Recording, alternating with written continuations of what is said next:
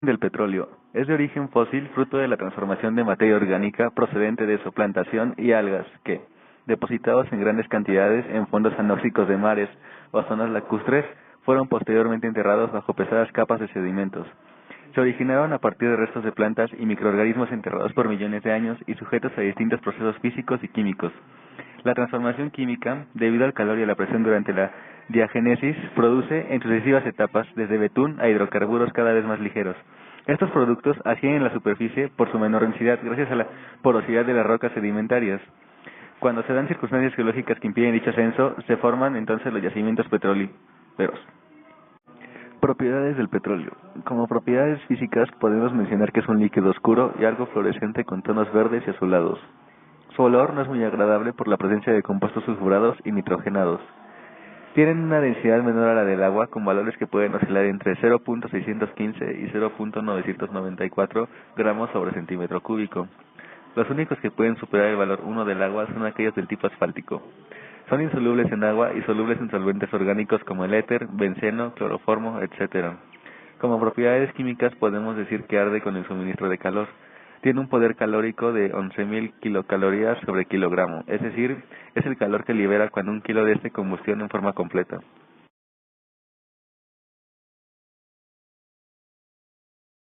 Los siguientes productos corresponden a algunos de los más importantes derivados del petróleo, con datos además sobre su utilización. La gasolina. Se utiliza en el consumo de vehículos con motores de combustión interna u otras máquinas motorizadas y otros usos.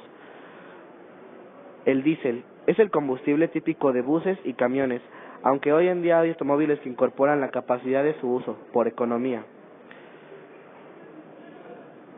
En asfaltos, como su nombre lo indica, está presente en estructuras superficiales de uso público y también tiene utilidad para sellar en ciertas aplicaciones industriales. Lubricantes. También el petróleo está presente en la base de la formulación de estos productos.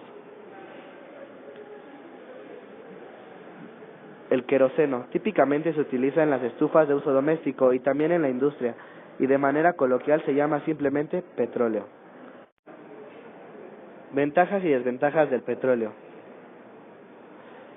Entre las principales ventajas que tiene el petróleo se encuentran que es muy versátil. Se trata de un material muy versátil del que se extraen infinidad de elementos como plásticos, gasolina, etc. Derivados del petróleo. Casi todos los derivados del petróleo son utilizados para satisfacer las necesidades de energía del mundo. Fertilizantes sintéticos. Un alto porcentaje de los fertilizantes sintéticos provienen del petróleo. Desventajas del petróleo. Entre las principales desventajas que tiene el petróleo se encuentran alto precio. Su obtención resulta muy cara respecto a otro tipo de energías como las energías renovables. Riesgo ecológico. La